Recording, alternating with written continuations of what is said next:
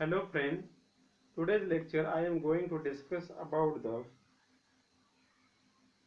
comparison between the Fisher's equation and Cambridge equation. So first comparison is purpose. The Fisher's equation and Cambridge equation's purpose is the searching a value of money.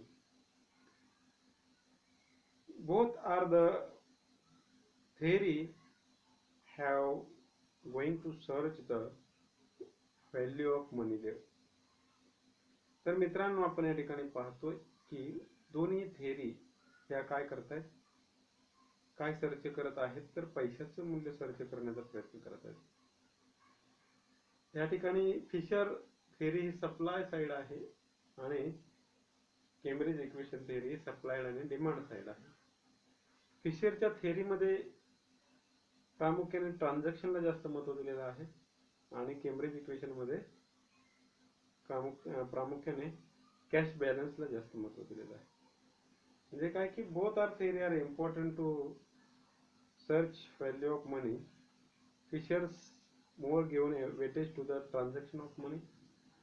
Cambridge economist given weightage to the store of value of money, and both theories purpose is the searching value of money.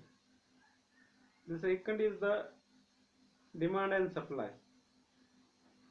In the Fisher's theory, supply side is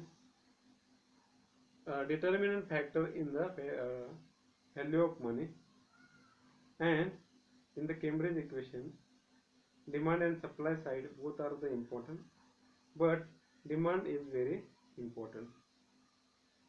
So that is the comparison between the Fisher's theory and Robertson's equation. The next point is the criticism on cash balance approach.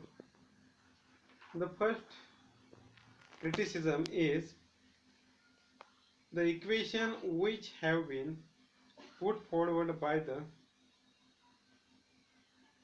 Cambridge economists take into account only the price of consumer goods and not a general price level as a whole.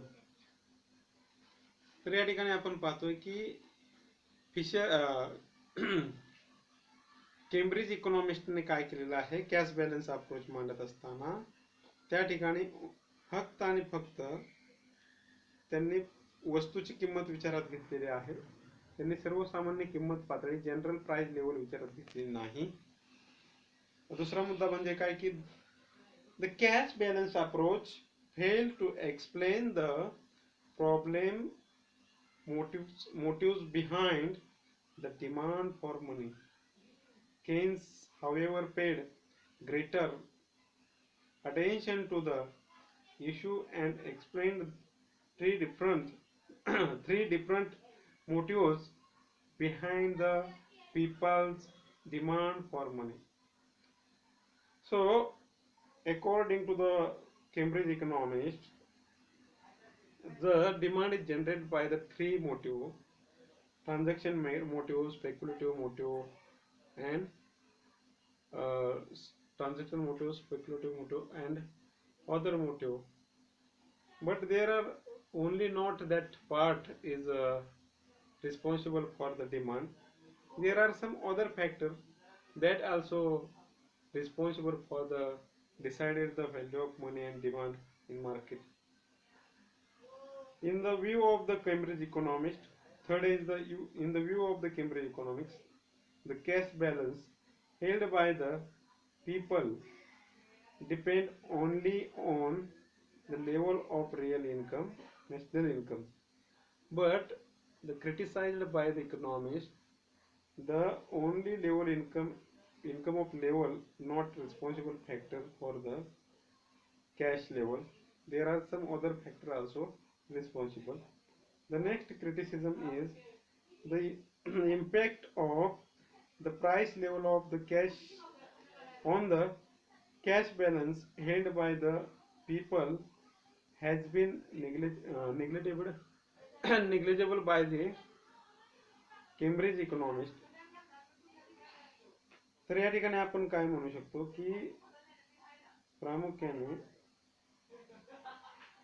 या ठिकाणी price लेवलवरती जो impact होतो, general किंमत पातळीवरती जो impact होतो, तो impact या ठिकाणी विचारात घेतला गेलेला नाही. लक्षात घ्या, impact of the price level on the cash balance and other things. म्हणजे या ठिकाणी किमतीचा कॅश बॅलन्स वरती काय परिणाम होतो आणि कॅश बॅलन्सचा आणि किमतीतला काय संबंध आहे, तर या गोष्टी आपण या ठिकाणी विचारात घ्यायच्या आहेत.